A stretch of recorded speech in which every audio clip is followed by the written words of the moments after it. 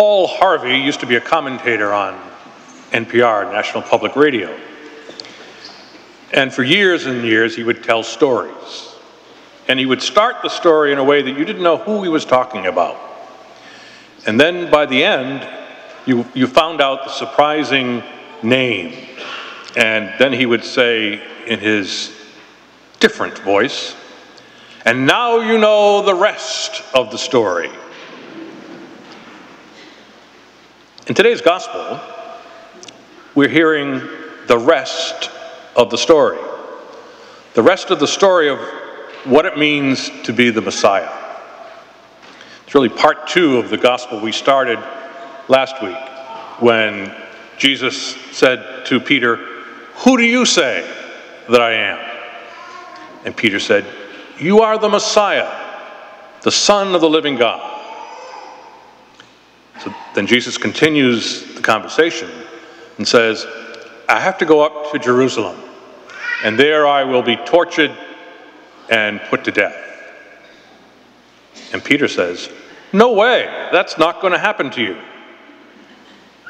And Jesus says, "Get behind me, Satan." Jesus is saying that the rest of the story is that salvation involves a total gift of self. And not only the gift of self that Jesus will make, but he tells the disciples, and in effect you and me this afternoon, that we too must take up the cross and follow him. Baptists have a saying that it's easier to wear the cross than to bear the cross. In other words, we can wear a cross around our neck, but to bear the cross that comes into our life sometimes is very difficult. The great English author, C.S. Lewis, has a great essay on the meaning of pain or suffering. And Lewis basically says, pain and suffering remind us of who we are and who we are not. Pain and suffering reminds us that we're finite, that we're limited, that one day we will die. We are not God. Lewis tries to argue that the experience of pain and suffering is really a way that we can renew our dependence upon God.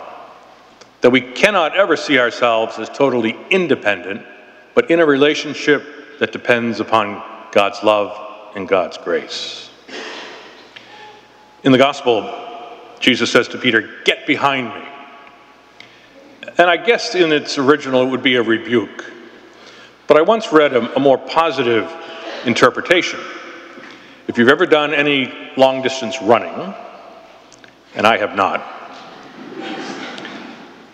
or race small sailboats, which I have, but not for many a year, you know, especially in the beginning or towards the middle of the race, it's not a bad thing to get behind someone. Because in racing yourself or in a sailboat race, it creates a draft or a drag, and you're really sailing or running easier than the person that's in front of you. So I like to think that Jesus is saying to Peter, "Get behind me, and I'll make this easier for you. I'll help you with the cross that you're being asked to bear." I was reading an article the other day written by a woman who had lost her husband after a long battle of cancer. And at the time of his death, someone gave her a card which simply had the crucifixion scene on it and the words, "I am with you." And she said it gave her great comfort knowing that Jesus could identify with her pain and suffering because of what he underwent on the cross. As we gather around the altar this afternoon, we pray in a special way for those among us who might be experiencing difficulties in their lives. May this Eucharist, this unbloody sacrifice, be a source of comfort and blessing for all who take up the cross and follow the Lord. because that indeed is the rest of the story.